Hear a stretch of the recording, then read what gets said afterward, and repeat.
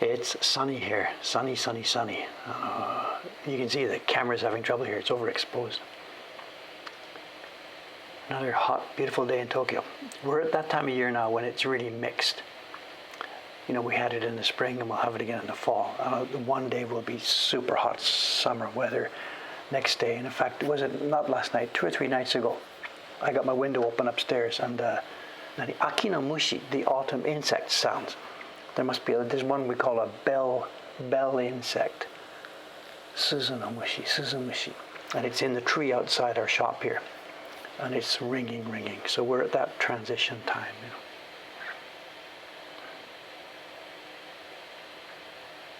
Rainy days, sunny days, hot days, cold days, windy days. The other day it was really, really windy.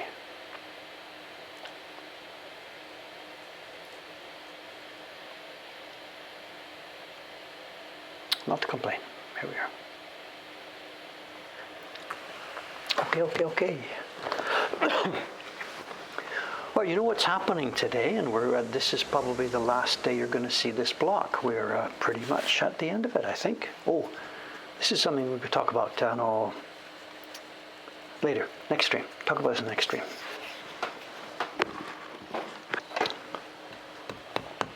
We're going to say goodbye to our block this morning, I think. Depends how much time I spend talking and how much time I spend working.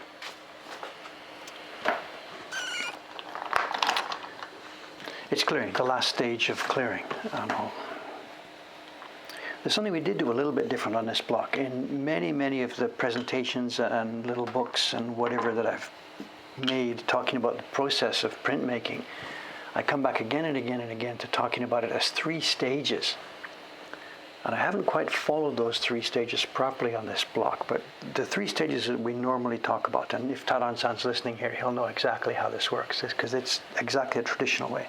Stage 1 on any block is you work over the whole thing with your knife and you cut all the lines. That's all you do. You cut the lines, both sides, this and that, pop the little corners, and you only use the one tool.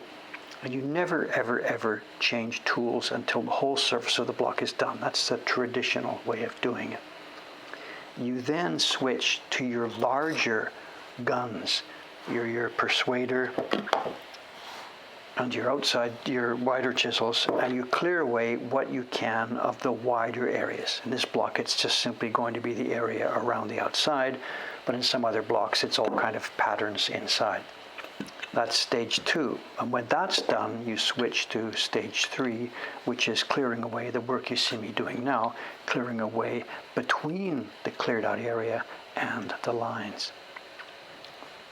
I'm not quite sure why, but this time I've done it stage 1, stage 3, and then I'll finish with stage 2. I don't have any thoughts about why I did it that way. I don't know. Anyway, let's keep going. You know what we're doing today? The knives are still sharp. All he did was that last time.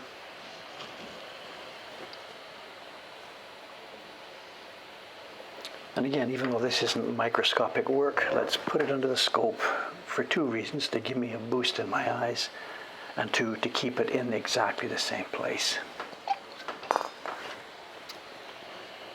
Paper is out. No, John, but why didn't you ask me yesterday? There's no printers today upstairs, and there's no printers on Tuesday, but Wednesday there were 2 of them here, and for the first time in months, I totally, absolutely forgot. I'm sitting there doing email or something, still in the bed. I'd got up to take a pee, come back to bed, and I was still sitting there around 7:30. The door downstairs opens. In comes Suga-san, and Dave realizes he hasn't taken out the paper for both Suga-san and Dei-chan. And she was really, really nice about it. She went upstairs, and I quickly got dressed and followed her upstairs, and she saw what had happened. And she said, I thought you were going to be going to Ome one day this week anyway, so that she knew she would have to take the paper out by herself. So she didn't, all credit to her, she didn't need to get angry, but she didn't. She was really polite about it. But I screwed up. Bowing down. No, I didn't get scolded. She was really, really nice about it. She might think inside, well, that guy. But she didn't. And I've been really good about this, for months and months now. I haven't forgotten in a long time. There was a time there when I forgot one after the other. So Actually, at this time of year too, it's no big deal, because of the temperature being what it is, So she took it out, and it would have been 10 or 15 minutes before it was usable. So in winter, it's a different story. So.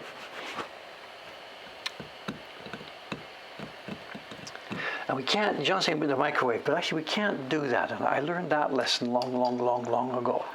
Well, back when I was doing the Poets series. If you try and artificially heat it up, it gets moldy, like within a couple of hours. It's really, really curious. If you take a frozen pack of paper, and what I had done was I put it on a hot carpet, thinking that I would, do it, and flipped it, and tried within 10 or 15 minutes to get it back to normal. And that batch of paper went bad, went rotten. So I'm really gun shy about trying to artificially defrost it with heat. This is anecdotal evidence. This is not scientific evidence. It's anecdotal evidence. But so the girls know. We're following that pattern. The girls know. Just leave it.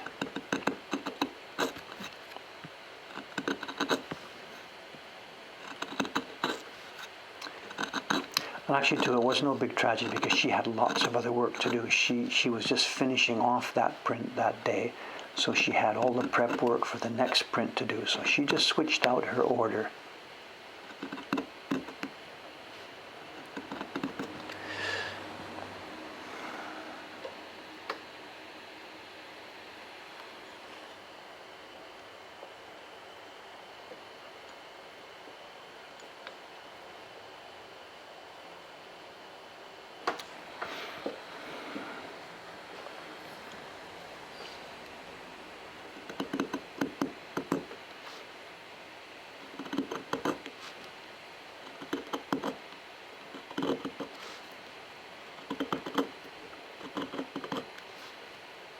Am I on?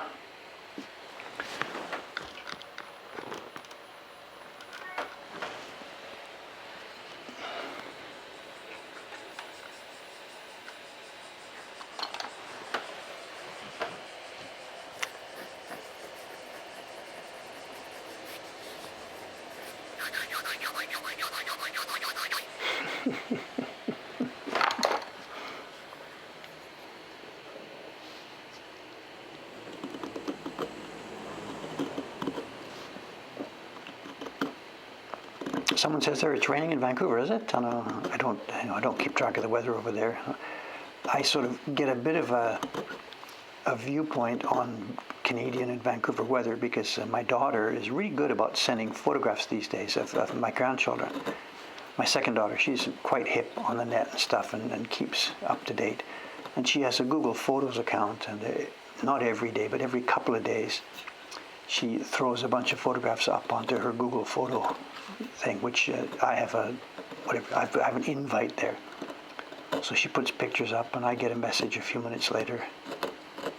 So I get a view of what's happening in Vancouver, and it seemed the last few weeks, whatever, there's been a boiling hot weather, because every day the pictures she shows me are sunny park or swimming in the lake and stuff like that. And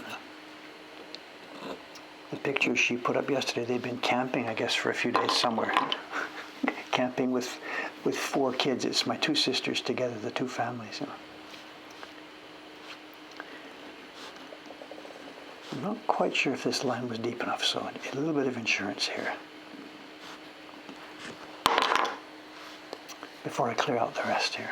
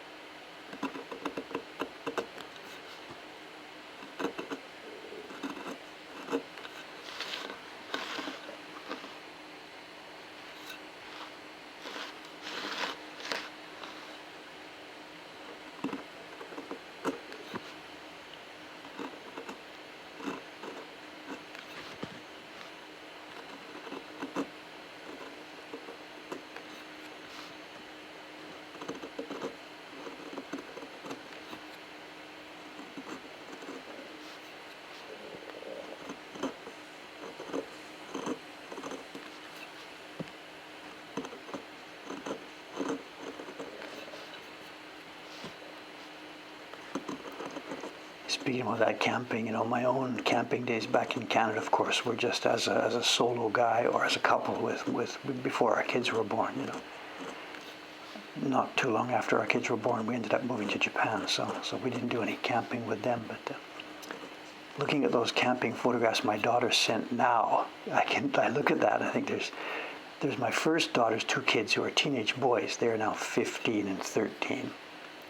And then my second daughter, her kids it'll be 3 and not quite 1. And they've all gone camping together, the two families. They've got a couple of big tents and all that kind of stuff. And I'm not sure if that's something I would really want to do, go camping with 2 tiny preschoolers and 2 teenage boys. And I'm not sure if that's a recipe for a good time or not. But I shouldn't be too cynical or sarcastic. But well, if I'd been there, then they'd said come along, I would have come along, of course. But so no idea when I'll ever get to see them again now. So.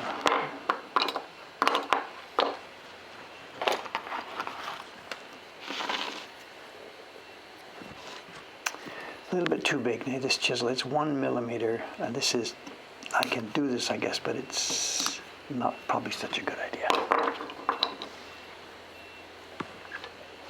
And this is not wide enough, so I really do need an 0.5. I should get along to it.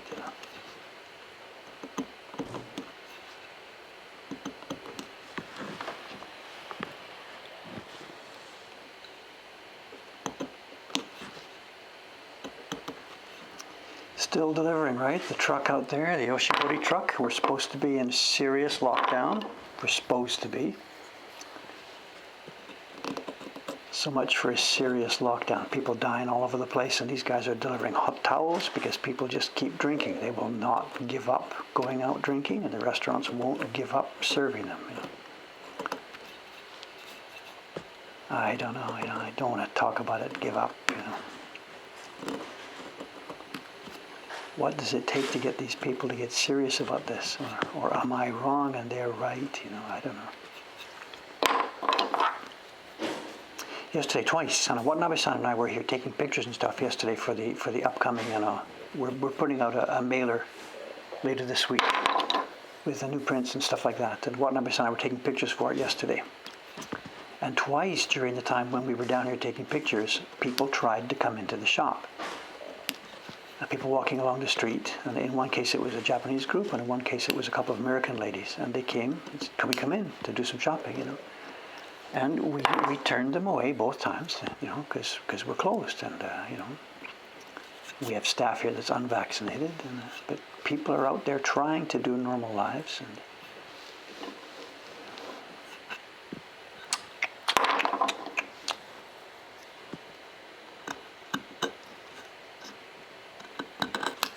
so I don't know. Am I the odd man out or what? I don't know.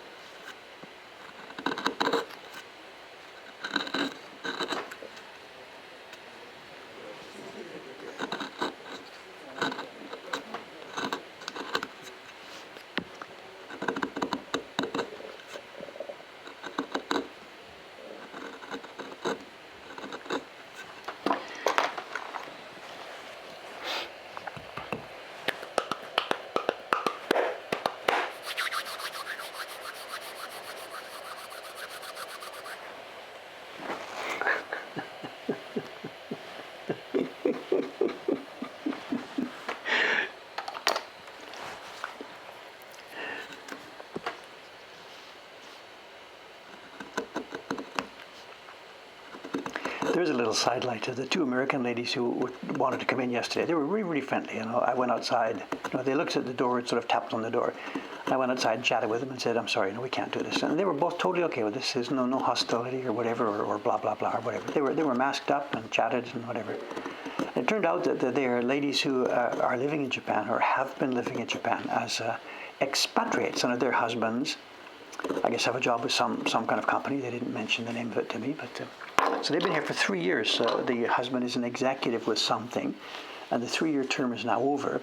and they're going back. And I originally thought, as a military, because military people usually do the 3 years and rotation and stuff. And they said, no, no, no, no, no. But we stood and chatted for a while, and I asked them, I couldn't help asking because I hear this all the time. I said, what do you think then? You've been in Japan for 3 years. What do you think about sort of leaving now and going back to the States, And both of them, they instantly just vividly. We don't want to go. We love it here. We don't want to go back and blah, blah, blah, blah, blah, blah. And that's the kind of story I have heard during the years, of course, from not just from Americans, but from people from any other country, They've been here for a few years on business, or their husband has been on, and they're going back. And we very commonly, over the years we've had the shop, get that kind of visit. Because after people have been in Japan for a few years, they're going back, home to their other country. They've got to take gifts, they've got to take presents, and they want their own souvenirs and stuff. And woodblock prints is really a common thing for people to think of. So we hear this conversation, or over the years we've heard this conversation a great deal. People who, after spending X number of years here, are now heading home. And again, this is anecdotal evidence, not scientific, of course, but whatever, everybody says the same thing. Oh my God, I do not want to go. And part of it is because the people like that who have been sort of an expatriate family, an executive of a company living here in Tokyo, they've had a pretty good, rich life. They're not living in some little tiny Japanese rabbit hutch house. They're living in a big, huge, very expensive place. So they haven't actually had a completely normal Japanese experience. And they've been treated, of course, not like royalty, but they've been treated pretty well by everybody they've seen. So they have a pretty a rosy impression of life in this country, Everybody does in the first year, the first couple of years. But these two ladies too, they said the same thing. They would do anything if they were able to stay, So I just said, well, it's fine, divorce your husband, And they're just laughing. Not quite anything, but...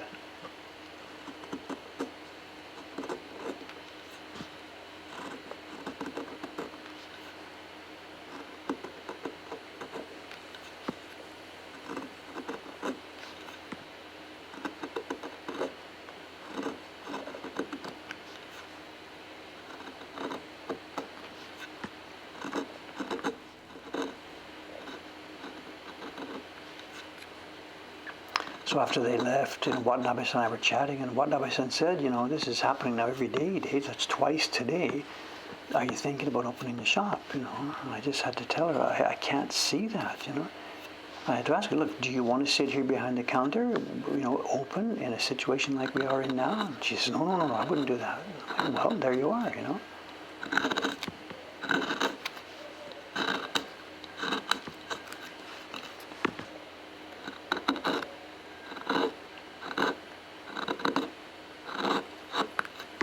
This is such brittle wood, We're doing okay so far. I'm being super careful, making sure my cuts are deep enough. But it is brittle wood.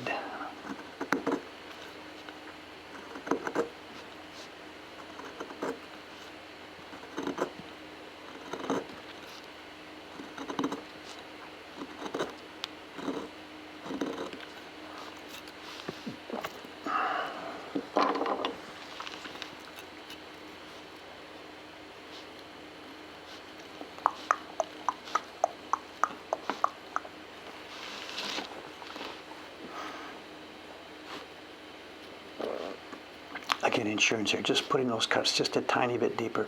It's really not so good to have them too deep, The deeper you go, the sort of higher and more unsupported that the lines are. But the danger of chipping them at this point is really quite large. So.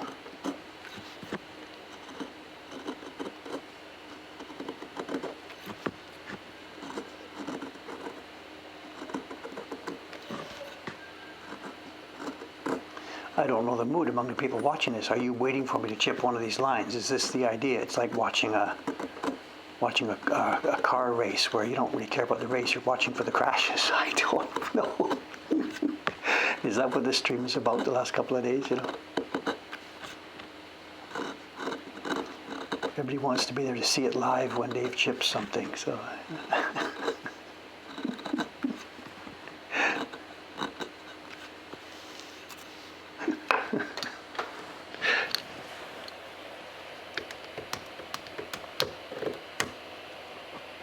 No, Cameron's asking. Cameron, relax. I'm not thinking about doing this. You know my feeling on this. But yeah, so to me, to do that, to take all the risks just for the sake of a few more sales, we can sell a bit more stuff. No thanks, we're not going to do this. And that's what I politely said to both of the visitors yesterday, to both of the groups of visitors yesterday. And they understood exactly. They understood the same thing, so.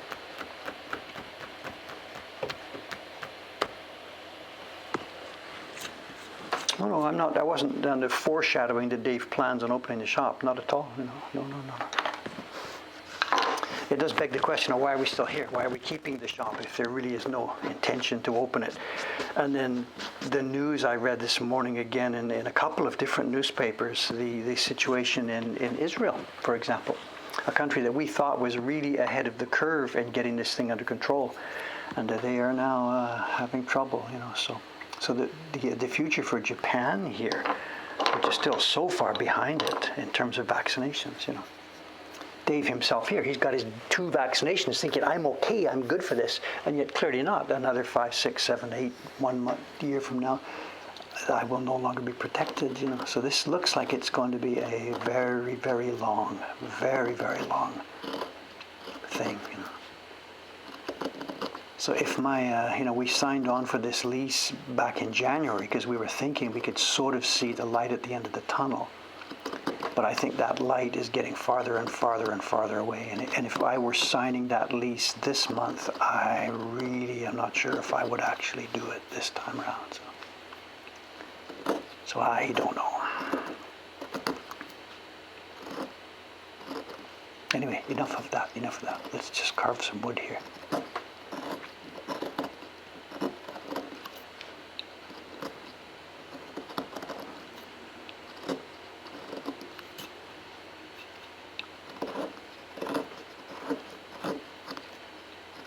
Seeing Cameron's name here on the stream this morning reminds me, Cameron Sand, what time on earth were you up this morning? I got up this morning, I was up and down, bathroom call about 5 o'clock this morning. You don't need to know that, but so I get back, look at my email, and all the orders, email and stuff had been checked.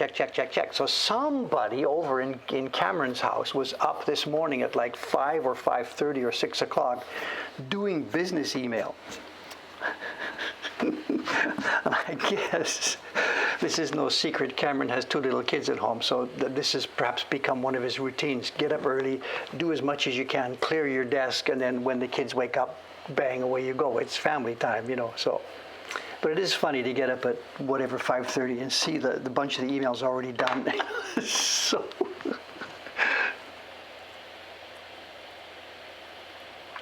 Someone's asking, any updates on the partner shop that you would be working with? We've had a couple of meetings with them. We've got some prints here. It's this and it's this. It's this and it's this. We will be updating something soon.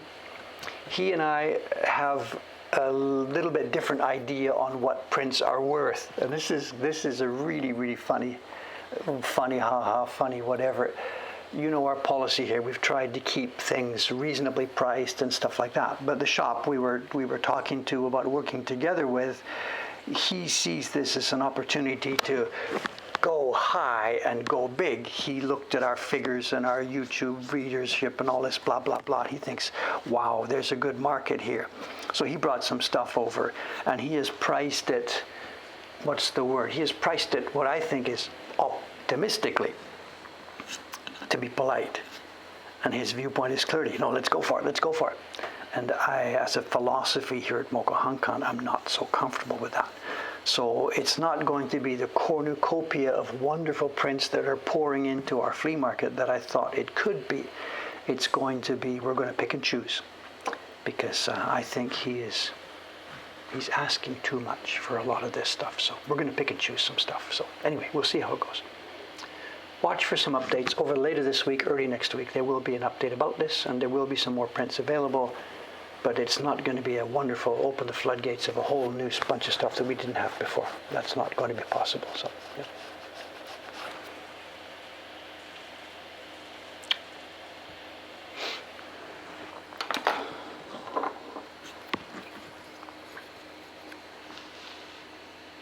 But there is something else that I can mention and can chat about.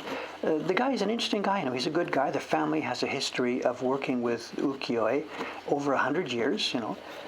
And so this family has access to a lot of stuff, a lot of knowledge, a lot of prints. They have that huge collection in the Ukiyo-e Museum in Matsumoto. And when he came the other day, he brought a bunch of things that, for potential sale in our shop. But he also brought a folder of prints, which when he opened it on the counter for me, I have to say, this classic thing, my jaw hit the floor. He opened this folder. I look at it. My jaw hits the floor. I look at him and I think, you're thinking we are going to sell this? And he said, no, look at this. This is the blue folder. This is the stuff. This is a bunch of prints from the Matsumoto Museum. This is not for sale here. And I relieved this because I'm like, we cannot sell this. Because the particular folder of prints he opened, well, I'm not an expert on top-level ukiyo-e prices, but it's worth way more than my house. Way more than my house. Just not even. We're not even in close. That folder of prints could buy 2 or 3 of my houses. And I'm not quite sure why he brought it over. I think part of it is just to sort of show some cred. He's like, look what we have in our collection, And that we've got them here still because I asked him if I could hold on to it for a couple of days to take some pictures. And there's a reason. I can tell you what this stuff is. It's okay. There's nothing top secret about this. So he opened a folder of prints. And what they are, it's a hakke set of prints. Those of you who know our videos and you know what's going on around here, regular viewers here, you know that prints sometimes come in sets of 8. Hakke.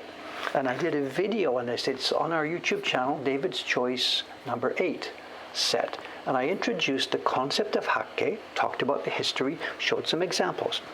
And at the end of the video, I used one particular set of prints to show, I did a close-up. It was a set of prints called Omi Hakke by Hiroshige. And I have here a very nice set of Adachi prints made in the 1970s, I think. And I showed them close-up in the video. Anyway, long story short, he opened this blue folder, and it is a set of Omi Hakke from Hiroshige's time. I don't know if it was for sale. This is Sotheby's. This is news from all around the world. This is rich people outbidding each other.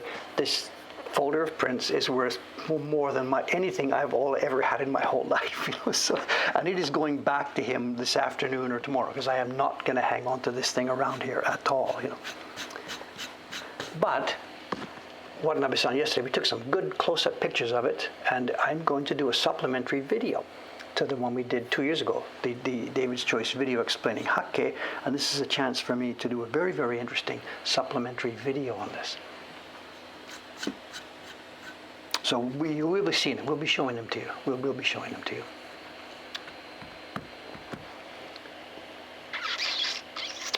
Didn't the founder of that family patronize Hiroshige? I don't know about that. I don't know. I couldn't comment yes or no on that. I really don't know. I know the family actually has sort of split a number of times down the generations. It's in the restaurant world, or whatever they call it, Noren Wake, the famous restaurant with the famous cook. He's got 2 sons, and what's going to happen? And sometimes they will split. One will go off and be the honten, the main successor, and one with the same knowledge will go off and open his own shop with the same name, and they're at the other ends of the street. That's happening right here in Asakusa. We have the shop called Imahan. It's a famous old sukiyaki place here, shabu-shabu place here in Asakusa. And they split, and there's been 2 competing,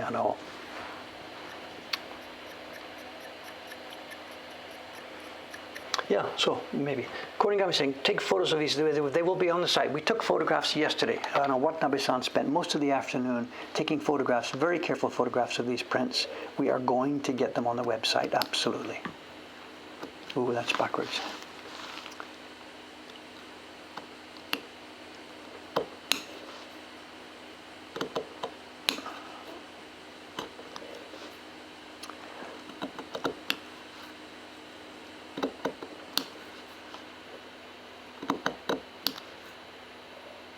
that's another aspect of this thing about the cooperation with this older company. You know, they have all kinds of stuff like this. That particular set was not for sale, but he brought some other stuff to show us that he felt we could start selling.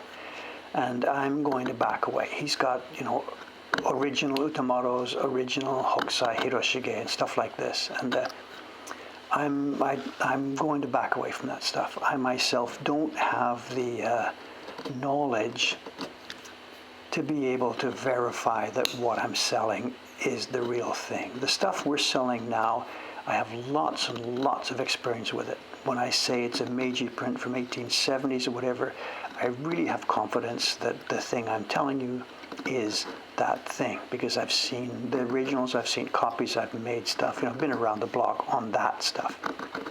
What Dave doesn't have experience with is a wide number of different originals. And two of the prints in the folder he brought were, he says, Utamoto originals, and they may indeed be Utamoto originals, but I don't have the personal experience to verify that. And I had to be very careful what I said to him about this, because he's like, what do you mean? Are you accusing me they're going to be fakes? If I said something like this, which I didn't. But, if we're going to sell stuff under our name, I really feel that I need to be more knowledgeable about what it is. And some of these things that he brought to show us are outside of my pay grade and outside of my experience. And I would like to learn about this. I would like to see a lot more of them, but I'm not going to learn on the job while I'm selling potential forgeries to our customers. So whatever. So we're not going to go that far. The stuff that he brought, we're going to put a few of them in our shop, ones that I know and understand what they are, and ones where I feel the price he's asking is something relevant to what the market is. So that's how it's going to go. We'll see.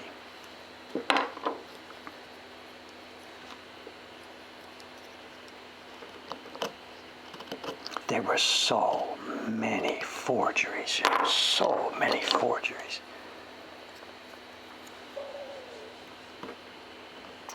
And I guess the museums themselves don't really like to talk about this topic all that much, but people who were doing the dealing and buying and selling prints through the 20th century, you know, they're well aware of it.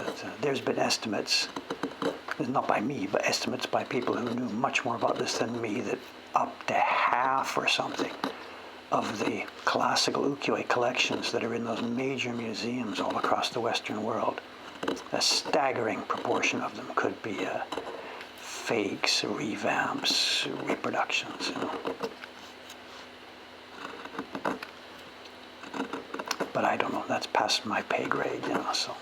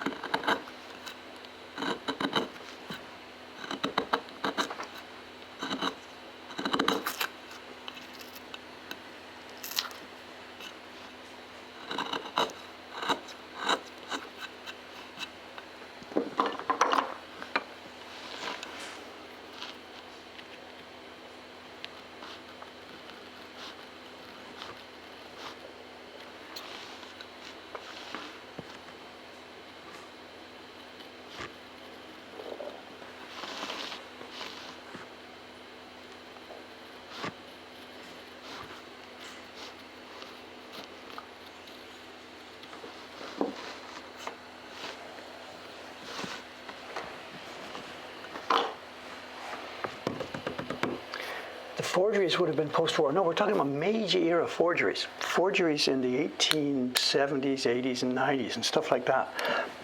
When the original craftsmen, the original workshops were still there. Westerners were pouring in by that time, and collector Westerners, people like Frank Lloyd Wright, whatever. When did he go there? I don't know, 1910s, 1900s, 1910s? He was there that era, and all the big, rich Western collectors were flocking all over Japan, 1890s, 1900s, and stuff like that. And they all wanted the same thing. They all wanted these top Utamotos. They wanted the hidden secret stuff. And the workshops there By then, you know, it had been really cleared up, but the workshops there were just, okay, yeah, let me see what I can find, and we'll come up with something. And they would make these forgeries. So Takamisawa, this is what they started, as somebody says, as a forgery factory. This is documented history.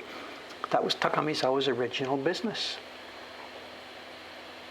And it was the paper was still there, the pigments were still there. There's nothing you can do now as far as X-ray, blah, blah, blah, to check and see that this was a forgery. If I made one now, you can see the isotopes in the pigments are different from 1895, so it's clearly a forgery.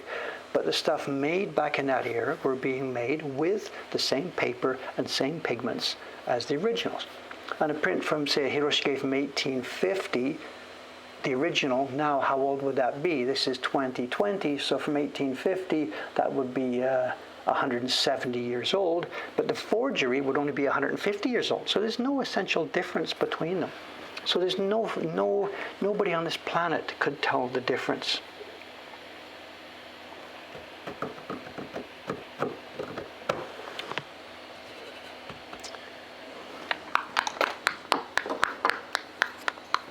So I don't care, it's none of my business. You know, Dave here, we just make prints. We just enjoy prints, we make prints. The stuff we sell in our flea market is of a more generic, what's the word, lower class level of stuff that would never have been forged anyway. We don't deal in Utamoto originals, which is a prime material for that. So anybody buying a print from our flea market, they're going to say, what, Dave, might this be a forgery, whatever. Most of the stuff in our flea market, 90% of it, is Showa era reproductions, and we say so, of course. We have a selection of Meiji era prints in there, and they're not the kind of thing that would have been forged because they were then and now available in such large quantities. Things that were forged were things that were rare. We don't deal in rare stuff, so it's irrelevant to us here at Mokuhankan.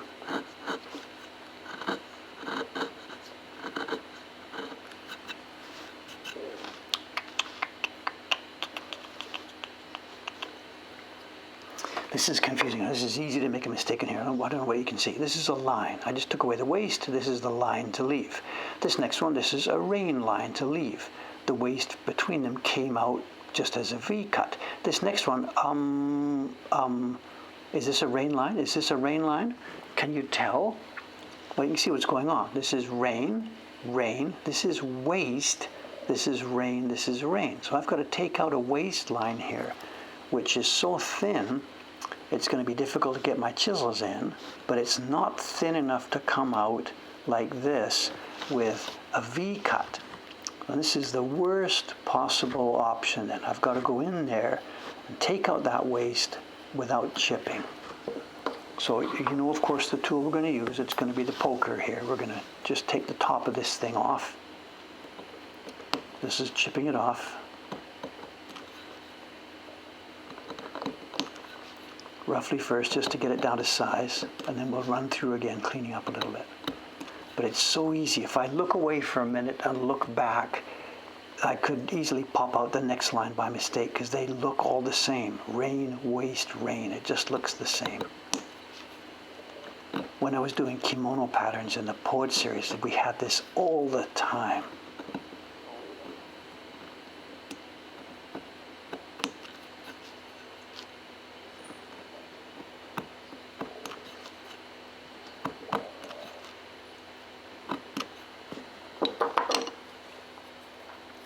And once it's widened out, we can safely move to a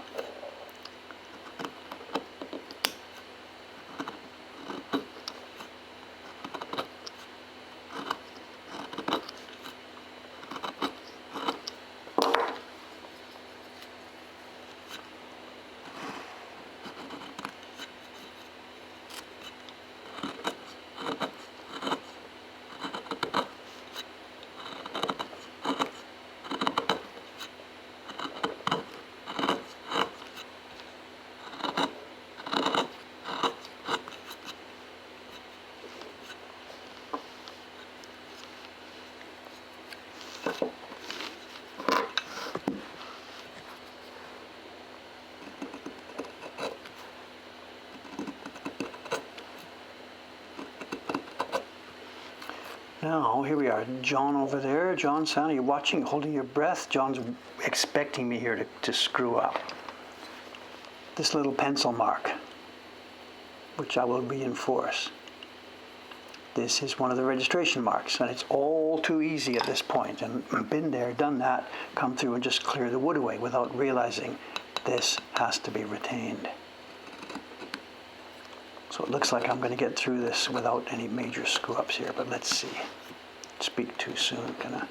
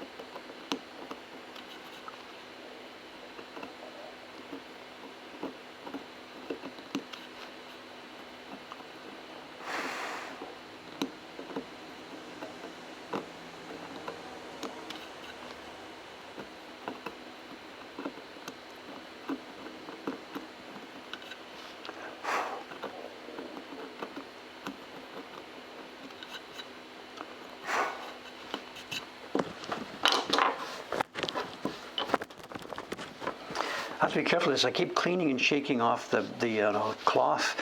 There's a real potential problem here. The clearing work right now is clearing off a lot of tiny small chips. And these are small, they seem insignificant, but they're actually quite hard.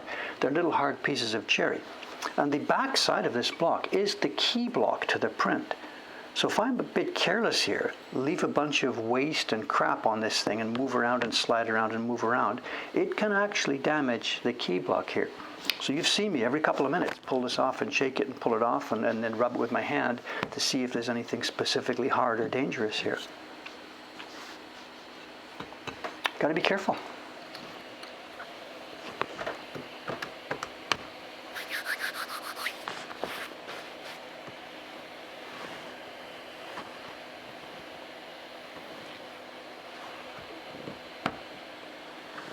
I need some compressed air.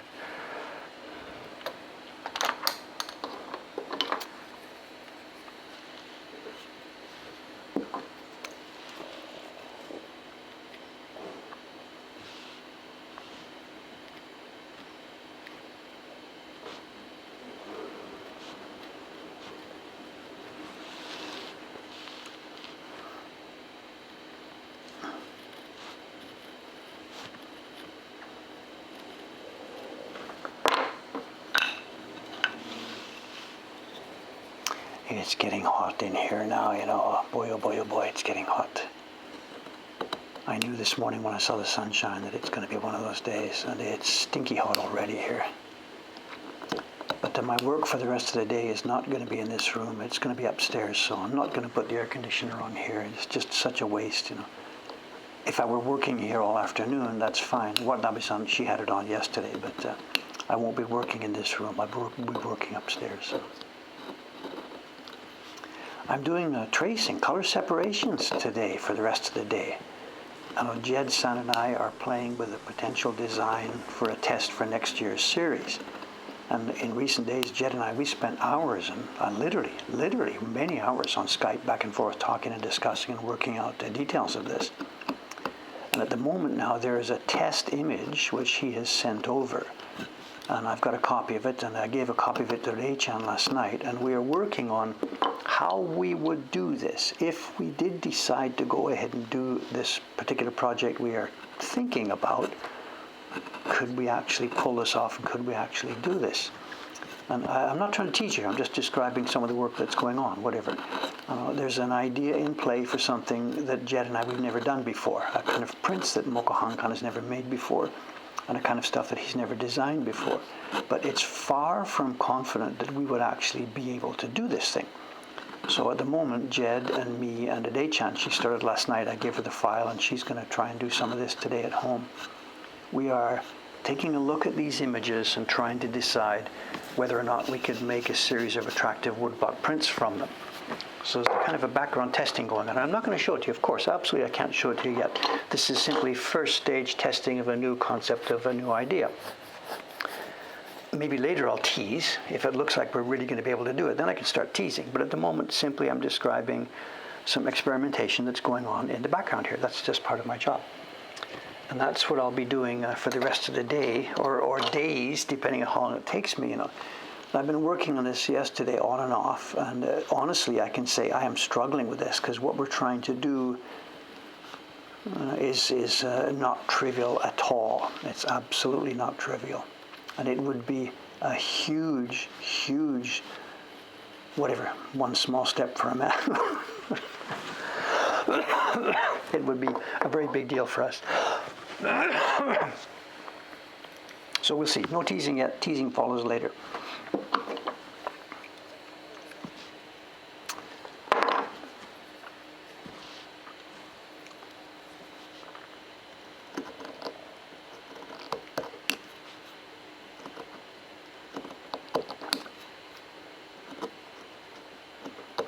I can give you one hint, though. Really long-time viewers of our work, I can give you one hint. Long-time viewers of our work might get this. How much can I say here? Okay, let's do this. Okay, this is a tease. This is a tease. Our original Kickstarter video.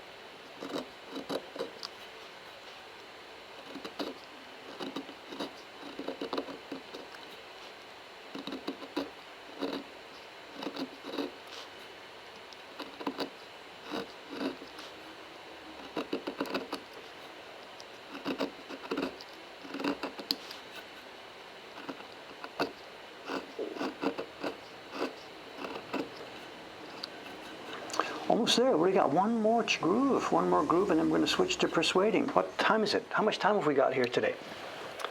8:49. We're doing okay. We're doing okay.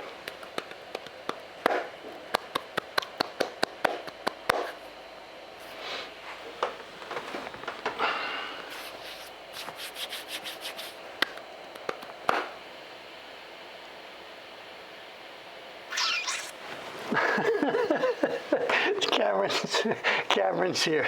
That's too broad a tease. Whatever. Whatever. Actually, I shouldn't read this because people might be guessing, and I don't want to say no comment, no comment. So I'm not going to read any guesses or suggestions about this. I am going to just, I didn't see that. So turn on the ads for that video. Actually, that's not on YouTube. It's hosted on Kickstarter. I don't have access to it. It's nothing to do with YouTube at all. On our original Kickstarter, I assume it's there. Maybe it's not there. We ran the Kickstarter campaign. Is it 10 years ago? 2011? No, it was 2012. It was 9 years ago, August. So 9 years ago this summer was when we changed the world. And the video, which I didn't make, Jed made it. It was before Dave made videos. Jed made it with a professional company. And it's hosted on the Kickstarter campaign, or it's dead by now. I have no idea. It's still on Kickstarter. Okay, there you are. Good. Not 2017. We're talking about 2012. 2012. Sorry. Dave, do some work. I'm sorry.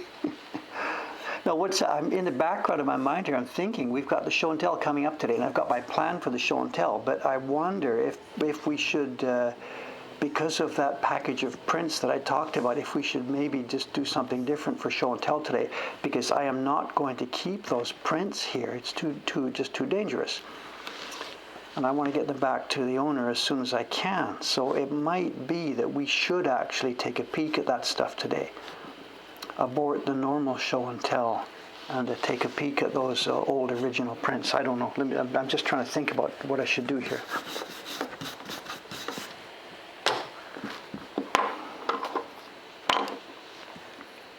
Improvisation is not Dave's forte. Anybody who knew me when I was a musician, they know improvisation is not my thing. Carefully planning what to do, getting it all worked out, making a good plan, and then executing. That's Dave's thing here. That's my character. That's who I am.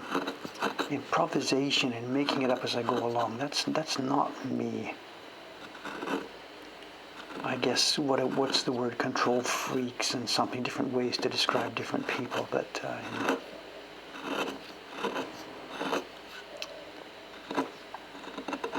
there's merits and demerits, The world can use people who carefully plan and execute things. That's not a bad thing to have,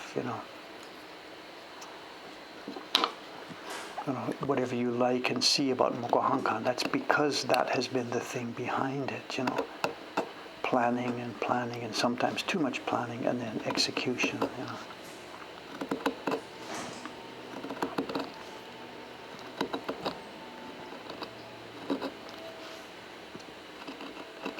There's different kinds of people in the world,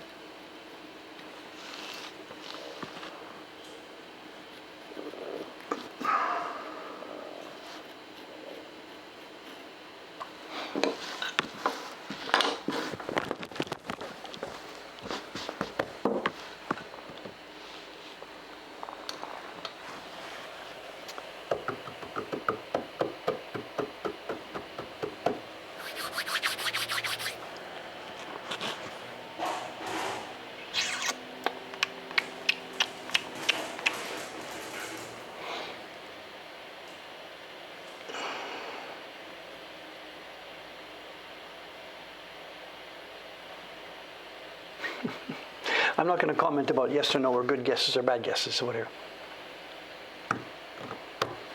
Cameron's comment about the planning, script writing, revising, that's my natural, normal character. Absolutely. We do the live Twitch streams, but this is not jazz. This is Dave. I'm not improvising anything here. I'm doing a very scripted thing. I've got work that I know what to do. I know what it is. I couldn't imagine doing Twitch, sit down, okay, good morning, gang, let's talk. What are we going to do today? There's no way I could do that. I knew before I turned this on what I was going to be doing. And this is a good example. We're going to be finishing this block today. What about the next Twitch stream on Saturday? Well, I know what I'll be doing because I want to get it planned and organized, Whatever, all people have different characters.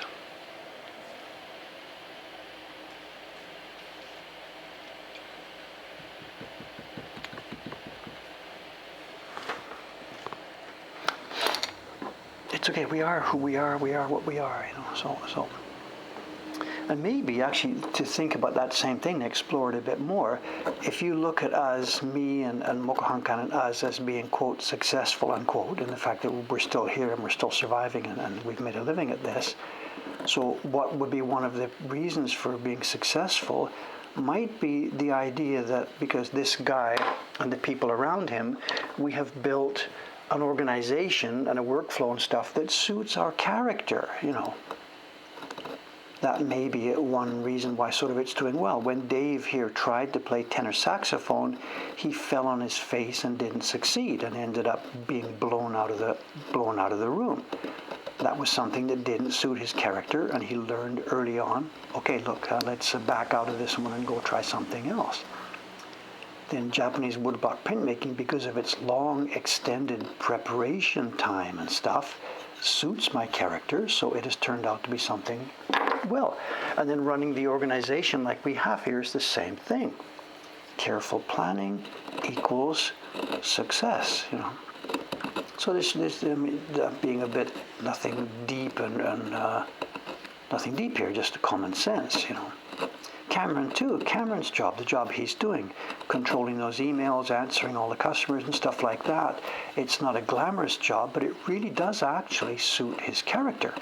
He's here listening, so he knows what we all feel about this, He's good at this. He's done it now for 4 years, saved my life on this, because it actually seems to suit his character, He sits down to do it each day and does it well,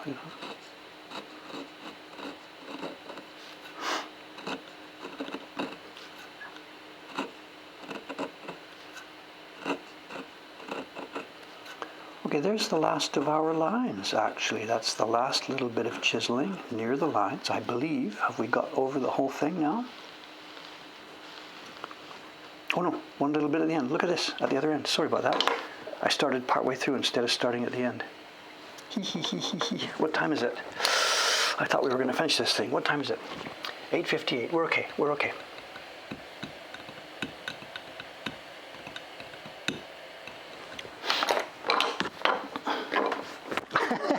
What did someone say here? I propose a raise for Cameron. What did you say? We're not going to do salary negotiations on a Twitch stream, that's for sure.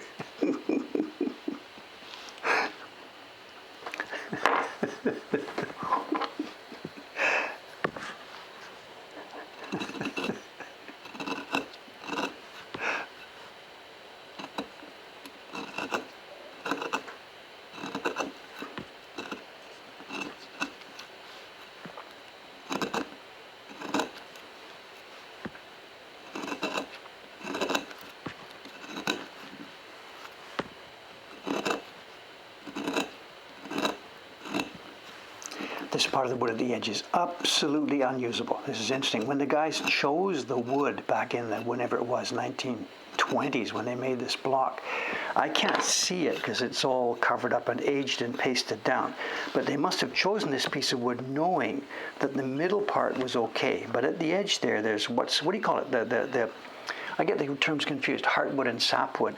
There's the wood that's in the middle of a tree trunk that is usable stuff. Then out towards the edge, when you look at a cherry plank, there's the red, pink stuff inside. Then under the bark, there's a layer of wood that is still white. And we would never use that part of a block. Aoyama-san, sometimes upstairs, he prepares a block for me from a tree that had been a bit too narrow, and at the edge I can see this white part. And he knows it's okay because we can use it at the outside because we're not going to carve lines on it. And these guys, I can't see it, but I can sure feel it. That last, whatever, half an inch or so is absolutely unusable. It's crumbly white wood with no core to it. And we're okay with this because, it's, as I said, it's the not used part, and the guy who chose this piece all those years ago would have known that it would never be used, And the same thing must have happened. It's this same part on the top here.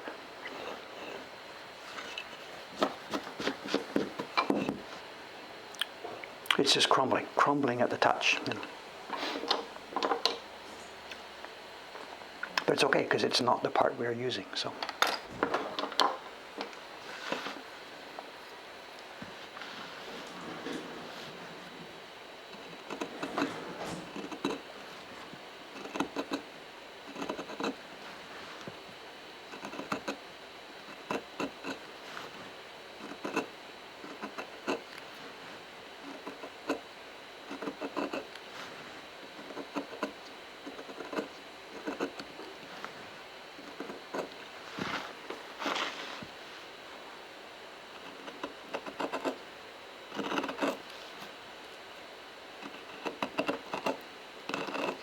But this end we're okay. The wood is still a bit red, it's still a bit pinkish, it's still got a bit of body.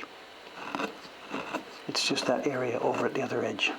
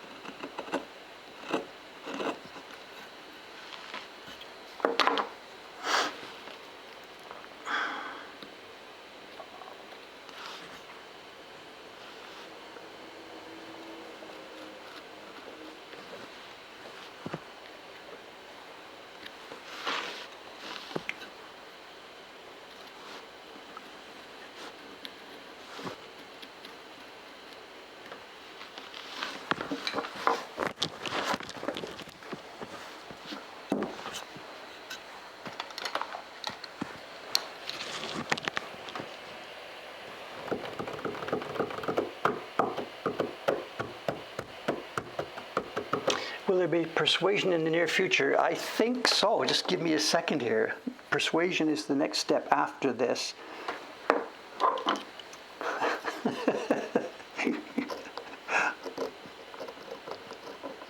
I do not want to rush this because if I do, I know exactly what's going to happen. So we've come this far together.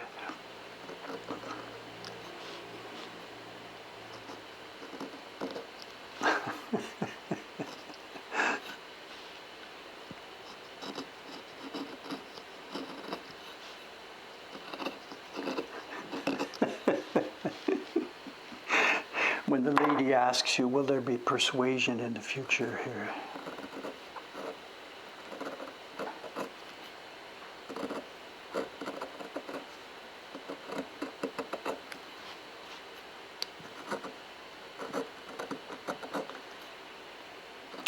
Okay, think about the preparation here. Let's think about show and tell coming up in a few minutes. There's some preparation that you guys can do. Once I finish this little area here, then I'm going to go upstairs and get the prints that I talked to you about, those old Omi Hake prints. We're going to have a look at them this morning then, because I'm going to be taking them back to the dealer and I do not want to keep them around. So let's take this chance and have a look at them. So in advance of that, maybe somebody has already done this link. Go to the Mokuhankan collection, please, and find, actually it's the first item in the collection. Find the Omi Hake prints from the Adachi company that are in the collection. And there's going to be 8 links, the link for the set or 8 links for the individual prints. So in a few minutes then, when I show you the Edo era prints, you can look at the difference on the originals and the Adachi prints. And this is going to be really actually interesting for me because this will replicate, in essence, a conversation that I had here with the curator from, let's leave her name out of it, a curator from a major European museum who was here one night a few years ago. And I showed her the Adachi set, and this is the episode that I keep referring to when I say we have prints in our collection that have reduced professional curators to tears. And this is sort of one of the main points in what we're doing here, that those 20th century prints, some of them, are of such high quality that they will blow the originals out of the water. And this is our chance this morning to have a look at this. So let me finish this one line here, get upstairs, and bring some prints downstairs here.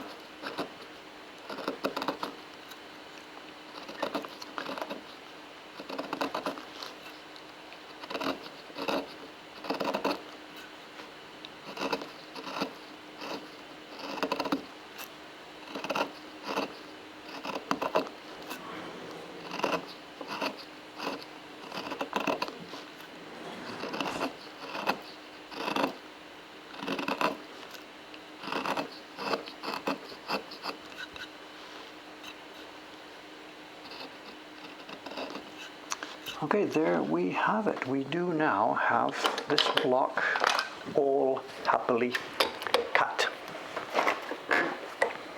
Let's get a view of it. Look at, you can see the color difference. You see those? Look at that, those two places. When I first started doing the clearing, I did those against the grain. I wasn't familiar with the block or what was going on. After I did the first one, I thought that's normal. Did the second one, then I realized, wait a minute, let's flip this around. And you can see I did all the rest of it cut the other way. There's an example of chiseling against the grain and chiseling with the proper direction of the grain.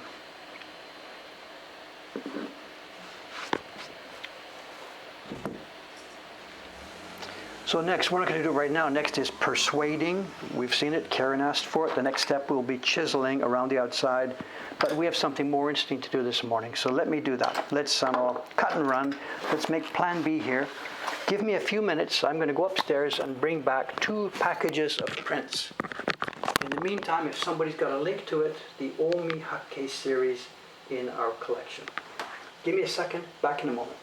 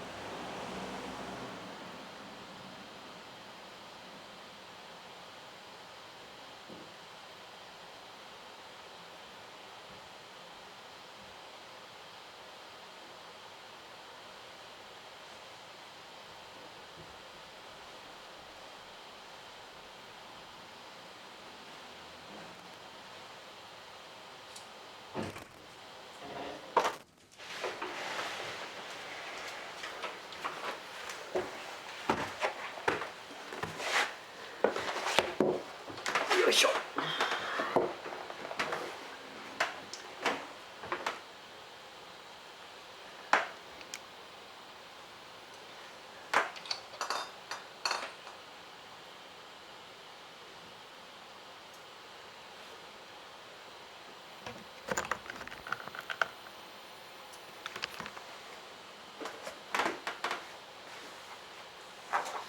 Okay, a couple of things about this while we look at these prints.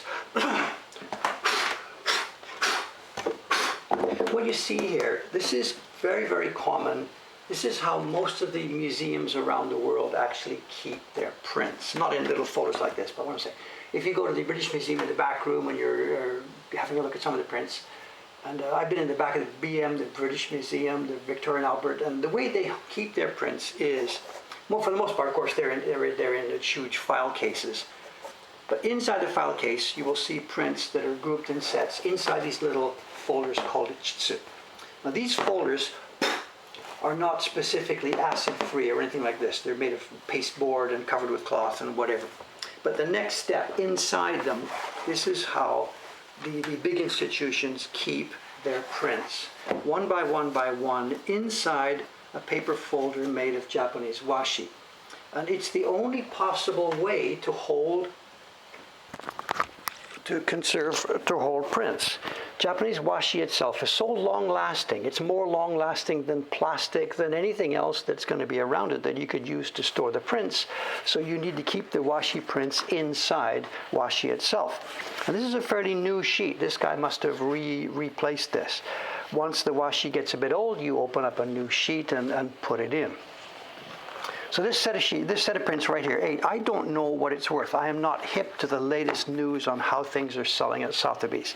This is a set of original prints from Hiroshige's era of the omihake, which is a very, very rare item. One by one, they're rare, and to have a full set of 8 is inconceivable. I was stunned to see this. I will never in my life own something like this. Let's just have a look at a couple of them.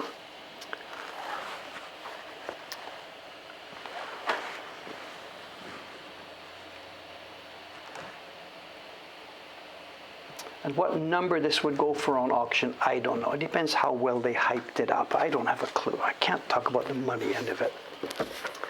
And these are in really, really good condition. He says, quote, unquote, Edo originals.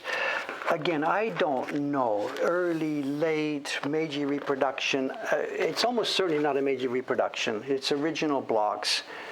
But when Hiroshige was still alive or not, I don't know. This is the Adachi reproduction. Clean, clear, pristine, quote, perfect, unquote. The one we see here, being from the old days, is not in any way perfect. There are misregistrations. You can see it's coming over. The printing is a bit rough and ready. Nobody has made any nice attempt to get it all clean, as opposed to the modern version, which is extremely clean. So in that sense, there's a life and a vitality in the old one that isn't here in the new one.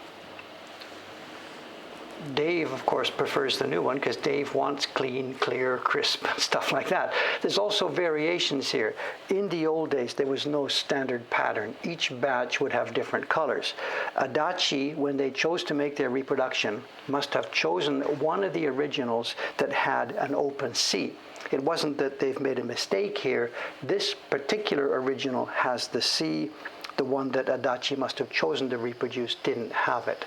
So it's not in that sense a mistake by Adachi. It was an editorial choice which one to do. The value of the new one, a full set of Adachi prints like this now here, would be easily $1,000, maybe $1,200. They rarely come up in good condition. The print you're seeing here. If I had a set of these in the shop in the flea market for sale, I would put it minimum $1,200. If it was in really, really, really good condition, $1,500, something like that. The value of the original here, as I said, I don't know. I really, really don't know. Let's flip through them. There's a downside to one of these. This has actually, it shows markings at the edge where it's been in a frame at some point. There's matte burn on 2 or 3 of these. So at some point in the past, they have been matted. And this one has, yeah, it's okay. There's no paper torn on the back of it. It's all right. This one is glued. It's got what we call urauchi. Thin paper has been glued to the back of this to try and hold it together. And we can see some repairs. Again, I don't have so much experience with this, but we can see a few places where this thing's been repaired. This is washi that has been pasted in. There must have been a defect or a wormhole or an original printing defect, and somebody has taken washi, shaved it off, and done a repair on this. And there's 2 of them on this print that I can notice right away. There's another one here and one here. And this is a piece of washi that has been shaved off and tapered and pasted on top. And then to help hold it all together, they've pasted a piece of paper onto the back of this. And this all happened, you tell me, no idea, back in the Meiji time. I have no idea. It did not happen yesterday. Let's move on, otherwise we'll be here all day.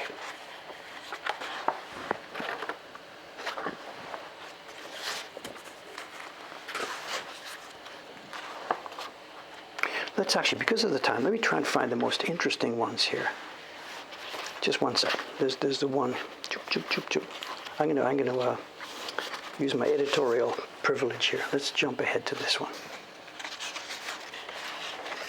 One of the most iconic prints in Japanese history. It's the old pine at Kawasaki from the Omihake. This one has not been glued down. It has no patches or repairs.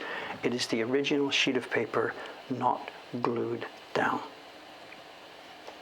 And it's actually damaged. There's some, I don't know if you can see if I zoom in here. Just a second, be careful with this stuff. There's a tear at the end, and maybe you can see my finger underneath it. And the original paper was so thin, the power of the Baron must have rubbed it right at the edge, and it's actually torn the paper.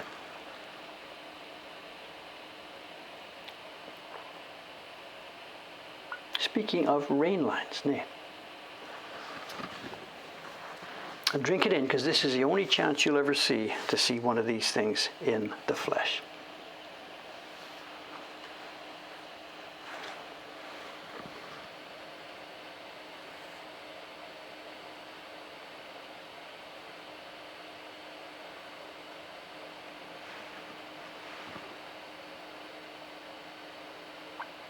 Not the top quality printing, but again, it didn't matter. Nobody back then was thinking art. They were just thinking pretty pictures.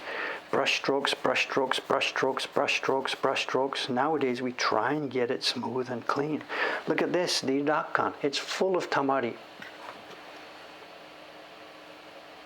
For us, if this had come off one of our printing benches, it would have gone straight into the reject pile. This is one of the paradoxes of my business here at Mokuhankan. I showed you those rejects. If you watched our last video, I have 469 rejected copies of The Great Wave, which to me are rejects which cannot be sold, but 150 years from now are going to be, oh my God, one of those prints from Mokuhankan back in 1920. So it would be abominable for me to throw them away now. But I can't and won't sell them. There's a huge paradox here. Whatever, maybe my great-great-grandchildren one day are going to open a box and say, no way. I don't know. I don't know. I can't do anything about it.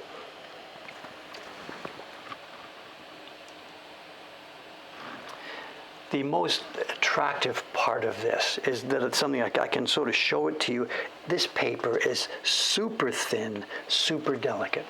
back in the early days of ukiyo-e, before they actually invented color printing and stuff, most of the paper they were using was that thick, rich hosho paper. But when it came along to the era of bang, bang, blow them out, blow them out, blow them out, there was no way they were going to use exclusive hosho paper. That's reserved for emperor's proclamations and, you know, whatever, poetry parties and stuff like this. Day-to-day ukiyo-e printing didn't use the top quality hosho once it got to the point of them making it as a mass-produced product. This is good paper. It's mulberry.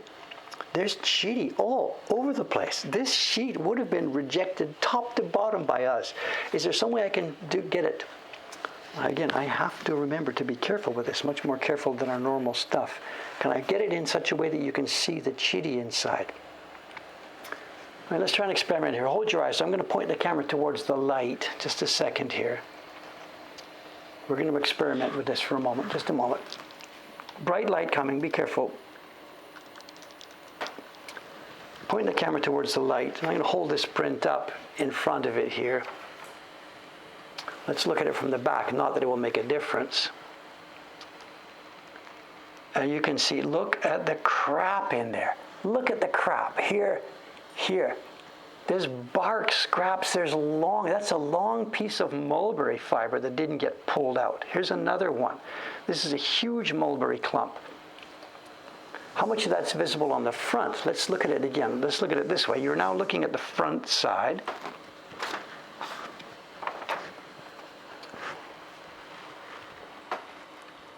And it's a mess when we look at it that way. Let's look at it down now on the normal. Sorry about them moving the cameras around. I don't have a crew to help me here. So from the front, most of those are kind of not so visible. There's a thing here in the middle. Where are they? If I can identify those. Right here, that big chitty lump was right here. That big black mark in the middle, that's right here. They're not so visible, you know. What's Cameron saying sorry for? What have I done? Oh, because he's not here to run camera. Okay, I guess. Sorry, Cameron. Was that a passive-aggressive comment? I don't know.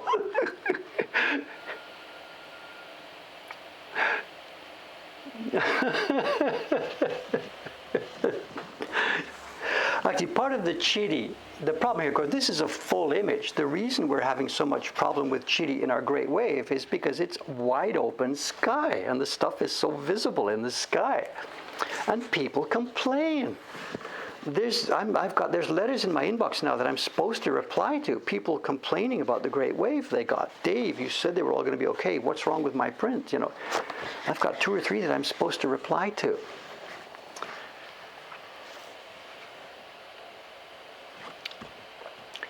This one is in stunningly good condition. My God, I have never expected in my life to ever see anything like this. These are astonishing, absolutely astonishing. I said twice the price of my house, whatever, properly advertised. If this was in a major auction and properly warmed up and advertised, whatever, 7 figures. And we're not talking about yen. No idea. No idea. No idea. No idea.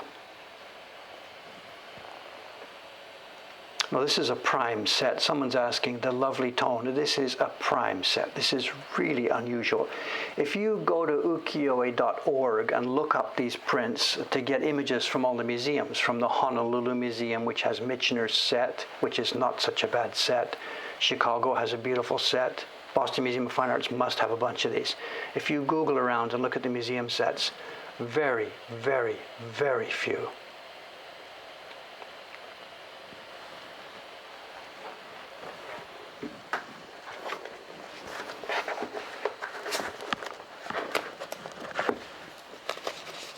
Here's the Adachi copy of this one.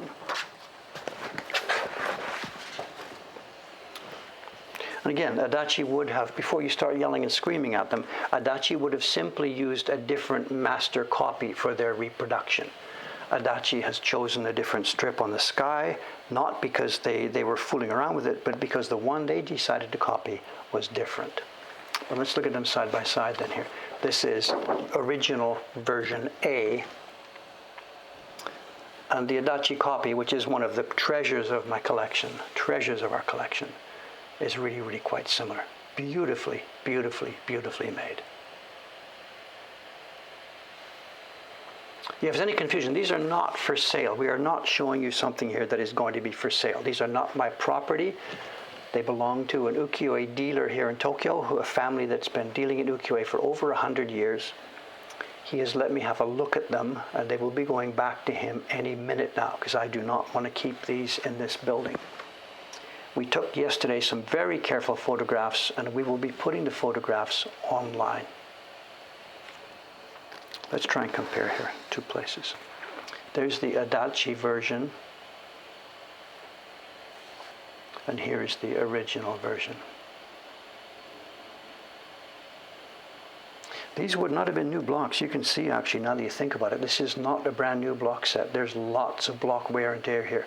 There are chips, pops, and cracks all over the place. Let's find a few more places to compare.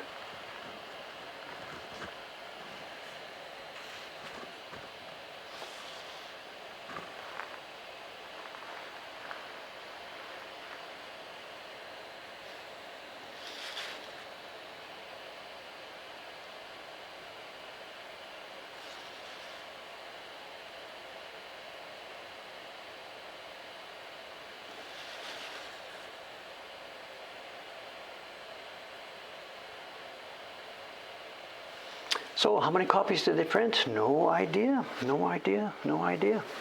As you know, we've seen through our, quote, research with the Great Wave that it's certainly possible to print easily upwards of 2,000 copies of one of these ukiyo-e prints without much block wear and tear. But that's not really a good comparison, because we ourselves are taking care of that block to try and extend its life.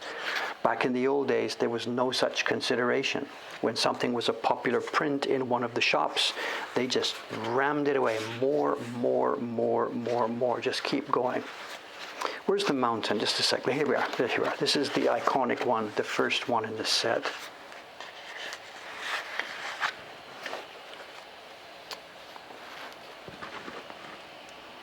This one shows evidence of slightly older blocks. It's misregistered all the way along. The key block does not match any of the color blocks. So it looks like the key block shrunk a little bit. It mustn't have been prime material.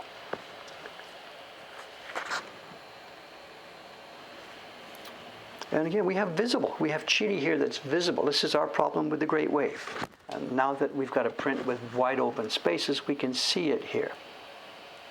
This is paper crap, right there. Look at this. That's a piece of crap in the paper. They obviously didn't care. What's this one here? Hang on a sec, let me have a look. Yes. That one could be pigment, I'm not sure. That looks like it's on the surface of the paper, so that could be pigment. This one I'm not sure.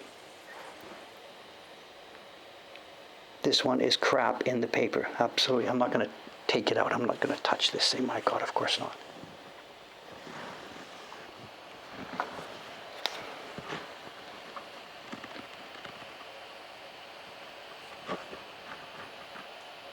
Oh, they didn't care. They just didn't care. Let's see the Adachi copy.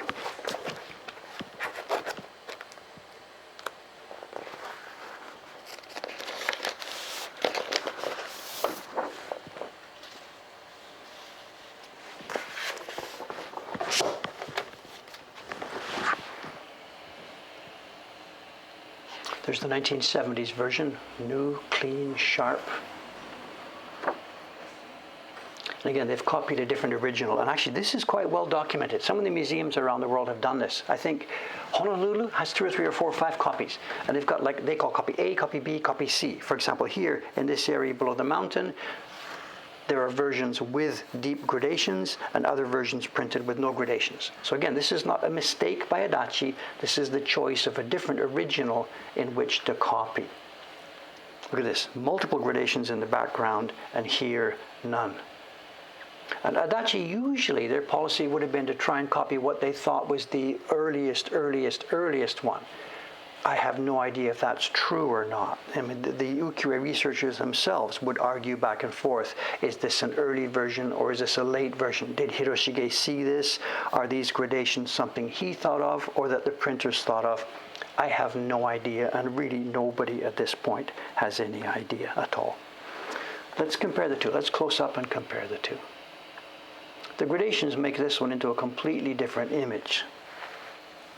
Here's the Adachi, clean, clear. Here's the old one. There's also here, what you're seeing here, I think this is oxidization of some kind of pigment that would have been put onto it. Usually we see this on a red pigment. So I don't know what they've done here. We see it all the way up to the top of this mountain. And this would be the people with their whatever X-ray crystallography machines and whatever, trying to decide what chemicals and what isotopes and stuff are in here. I have no idea what's happened. It looks like maybe some kind of pigment was applied as a gradation at the top of this mountain and it has oxidized. But that normally would be white snow. Yeah, Dave's amateur guess then is lead. Maybe lead is involved. They used lead to make white pigments back in the day. And maybe they left part of this as paper snow, and maybe they printed a white snow with lead. I'm just a flyer here. And that lead, some of the components in it, whatever particular compound of lead it was, some of it has oxidized.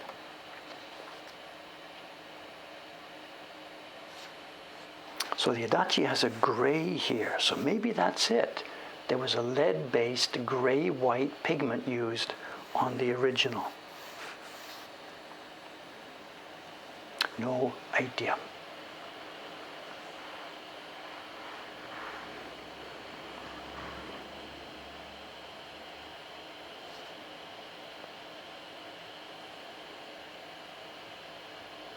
Quite intense green, and the modern one is quite a light green.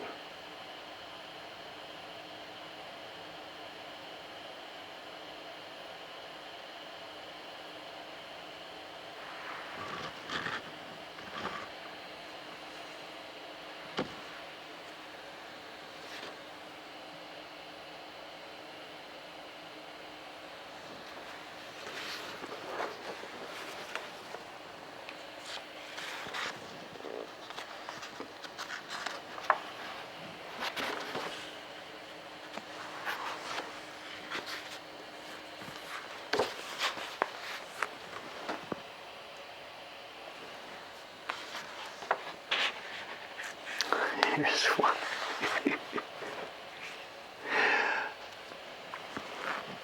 If I were trying to describe this to you, suppose there's somebody out there right now, the video feed has gone down, and we're trying to describe this Hiroshige print to them. In one of James Michener's books about Japanese prints, he did this as a thing. He said he had done this as an experiment. He had a print in front of him in a folder, and somebody had visited. And before he showed the print to the guy, he said, "Let me describe this to you." And then he described this thing in terms of what he was looking at, and the fact that the sky was bright yellow and something and something and something. And the way you describe it, if you just describe the colors, like the mountain was upside down. The mountain has a dark area at the top, and it's really bright at the bottom. And when you described it in words, it sounded completely upside down and unmeaningful. I'm like, no way, that can't be beautiful. And then when you actually expose the print and have a look at it, it turns out that, well, actually those things work. A yellow sky with an orange band at the top, not like down where the sun sets, a mountain that is dark at the top and white at the bottom. It doesn't make any sense. And yet, there you go, there you go, there you go.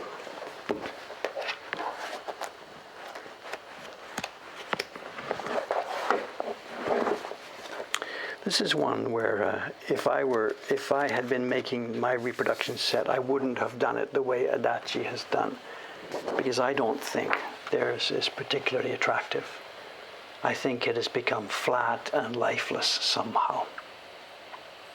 It's a technical accomplishment, beautiful technical accomplishment, but to me this one is now kind of lifeless. Let's close up. Sorry about the in and out and zooming in and zooming out, but it can't be helped. There's the new version, clean and clear.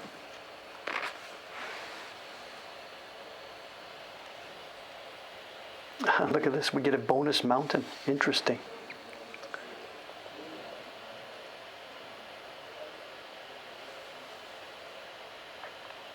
So this would be a hint that would make us think that the Edo original we're looking at here is a relatively later copy, because it's very common too that later in a run of a print they would start leaving out details. They would leave out this block and leave out that block, and it could be that's what we found there.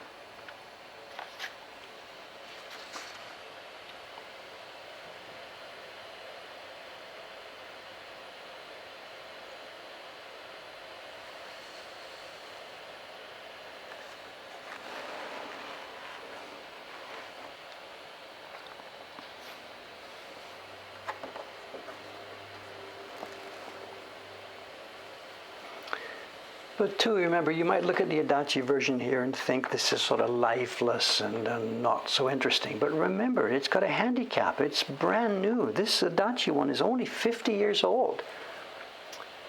It's only 50 years old. The other one we're looking at here is, whatever, 3 times that. 3 times. This is 100 and whatever. This would be 18, what's the date? The original Omihake, 18... I don't remember, 1840s? Assuming this is a later printing from that, maybe this could dates from, say, the 1850s or so. Then I don't remember the dates, I'm sorry. Wikipedia can be much more reliable than David here.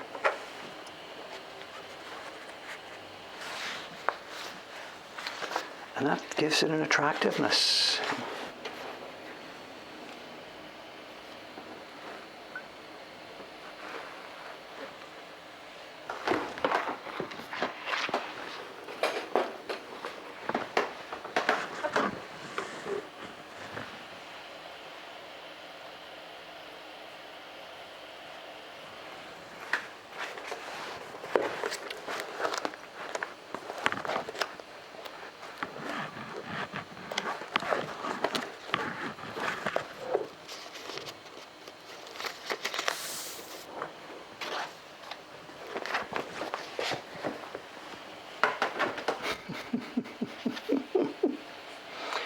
I'm still going to stand by what I said, even though the new ones look boring in comparison. I'm going to stand by. They're one of the treasures of my collection.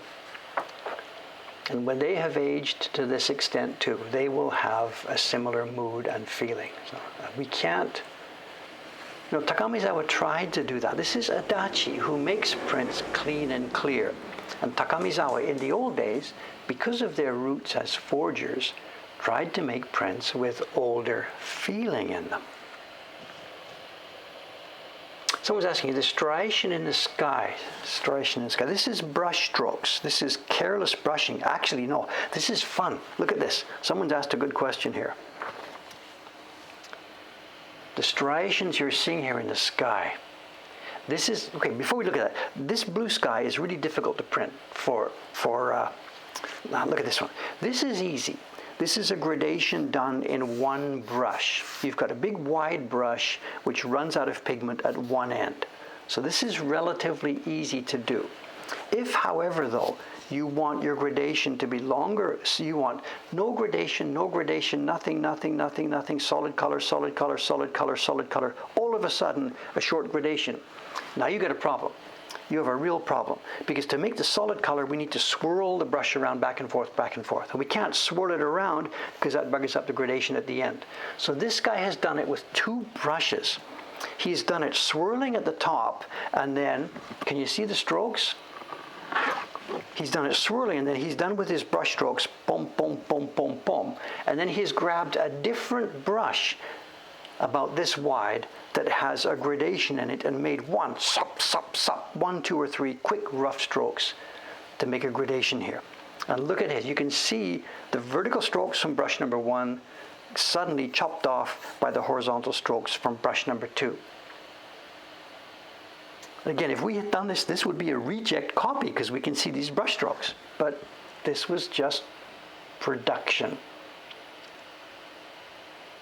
They didn't care. It doesn't matter. And now it's a beautiful object, but it's only beautiful because it's old. If someone had sold this to me, I'd think, come on, guy, what are you doing? And again, that's that same paradox. We keep coming back to that same thing. I'm sorry. This is why we don't burn our rejects. We put them in boxes knowing that long after I'm gone, our reject prints actually will be useful, interesting, and valuable to society. But I myself cannot reap any benefit from them, nor do we want to put them out now. Paradox, paradox, paradox. Oh, this is my favorite. Look at this. Look at the piece of chili in the sky. This is my favorite. Well, they're all favorites. I don't know, whatever.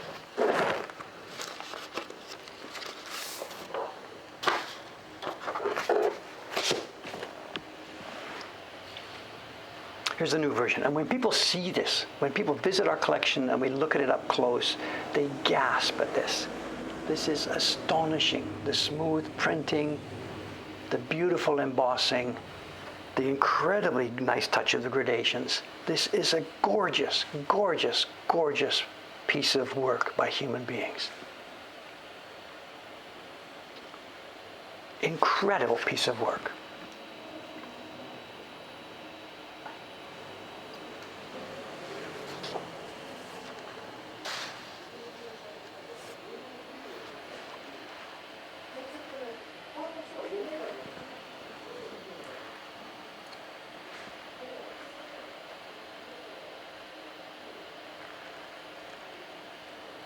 And again, people ask about what Adachi's yellow is. Adachi is not copying this print. So don't think that Adachi tried to do this and failed, or it's a different material, or why did they do it.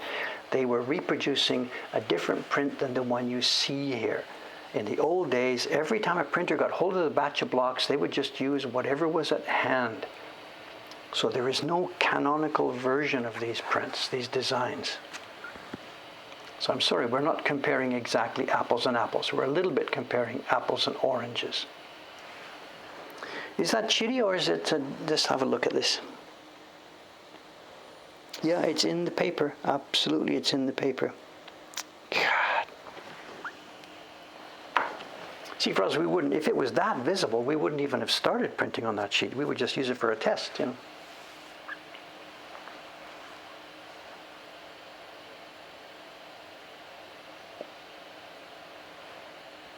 You can see there is a block there.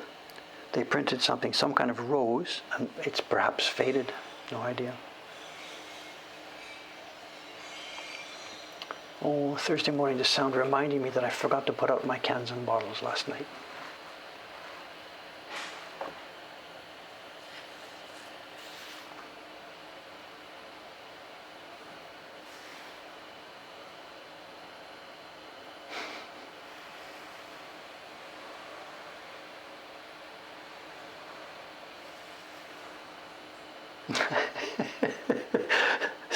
So neat and clean, the show.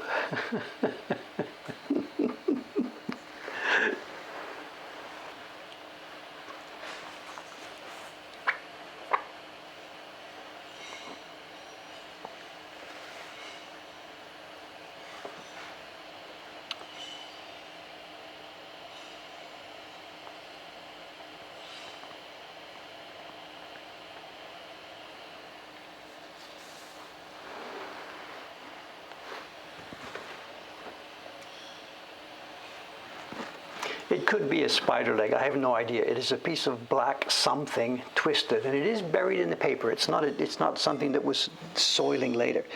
It has paper fibers over top of it, and it has yellow pigment over top of it. So it's something buried deep into the paper. Didn't go right through. No, it could be a spider leg. I have no idea. I don't know. I am not going to touch this. Not even if I owned this thing would I touch that. There's places I don't go. Is that 8? No, there must be another one to show. How many have we seen? 6, 8? There's one more. Yeah, we're back to the beginning. Okay, there's one more then. 7, 8. Here we are. So here we are, the 8th set. They've been in a random order here, I'm sorry. We know what the theme is. I didn't talk about the themes, I'm sorry. Evening snow, night rain, descending geese.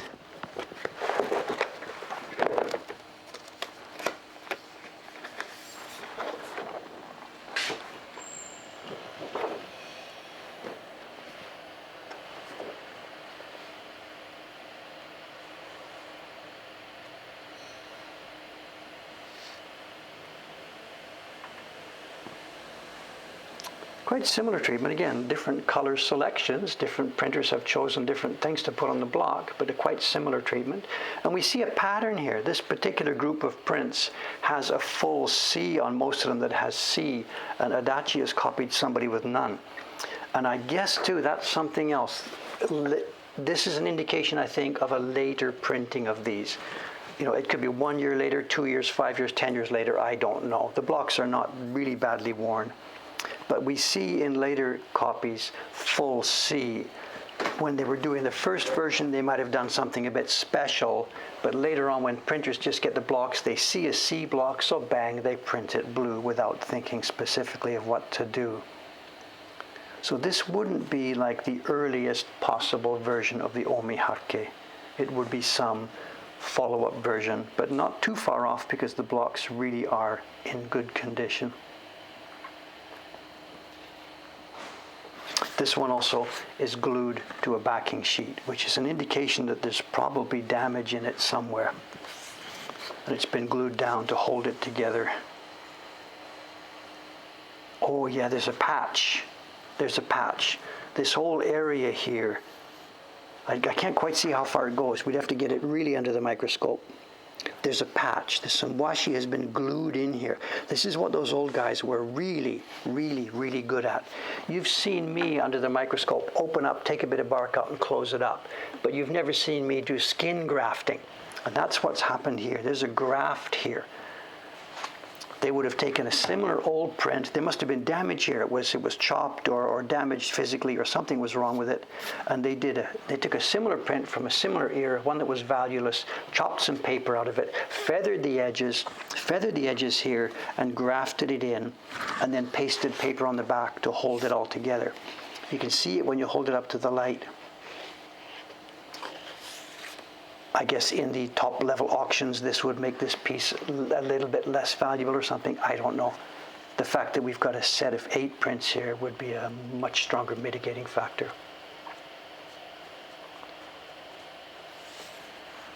Yeah, it's been patched. Throw it away.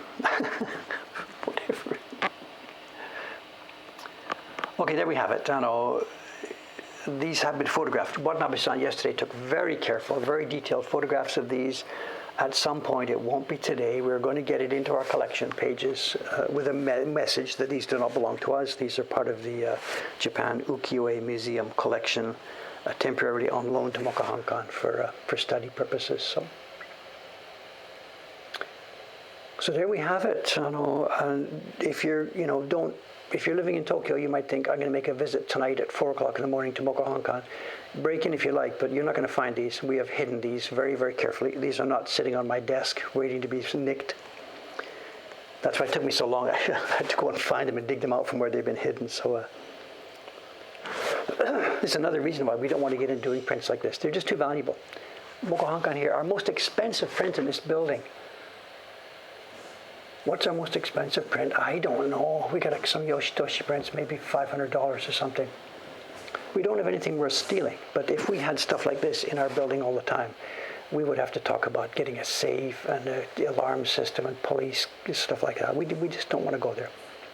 So we are not going to hang on to these. These are going back to their owner in a couple of days.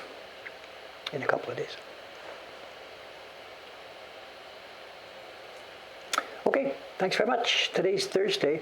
I'll be back here Saturday.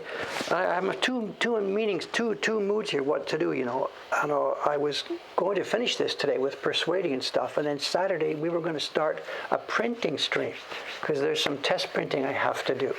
But now I didn't get this finished, but it's not enough work for a Saturday stream. So I think what I'll do is I'll stick with the original plan. Coming back on Saturday, 2 days from now, I won't be here downstairs. I will be up on the 3rd floor. And if Taran-san is here today, I didn't notice who's here. If Taran-san is here today, he will have a special interest in the test printing that is going on Saturday, because they are blocks that Asuka Sensei and Taran-san have done for us. So that will be Saturday. Okay, let's pop up the outside. I am really, really late today, but it's for a special event. We don't get a chance to see prints like this very often. This is our last chance to see them, so here we go. Okay, I'm out of here, guys. See you in a couple more days. Thanks very much. Sorry for the bit strangeness of today's stream, but I think overall it was worth having a look at those prints. Do I hear footsteps? No, I don't. So we'll just shut this down. Bye for now. See you in a couple of days.